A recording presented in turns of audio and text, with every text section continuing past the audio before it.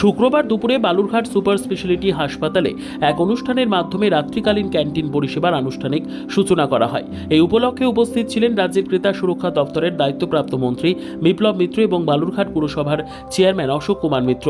পৌরপ্রধান অশোক কুমার মিত্র বলেন, রোগী ও তাদের পরিজনেরা রাত্রিবেলা খাবারের অভাবে চরম সমস্যার মুখোমুখি হন।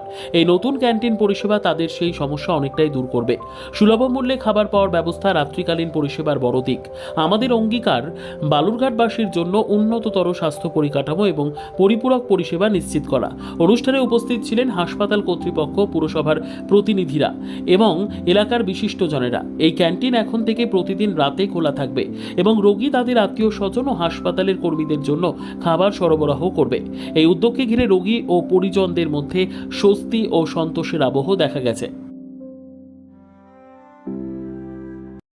কর্মসূচি একটা ছিল, সেটা হচ্ছে আমাদের বালুরঘাটে আমাদের মাননীয় মুখ্যমন্ত্রী বালুরঘাট হসপিটালে যে নাইট শেল্টারটার উদ্বোধন করে রেখেছিলেন, সেটার আনুষ্ঠানিকভাবে পরিষেবা শুরু হলো আজ থেকে।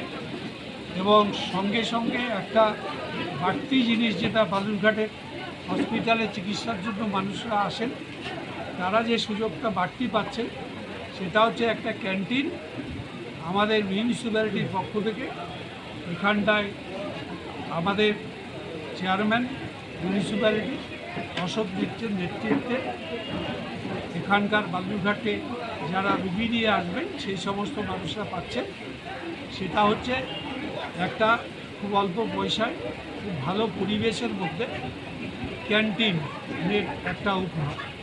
এটাও আনুষ্ঠানিকভাবে আজকে একই সঙ্গে শুভারম্ভ হচ্ছে নাইট শেল্টারের সঙ্গে সাথে। দাদা, থাকার খাওয়ার রেটটা কি আছে?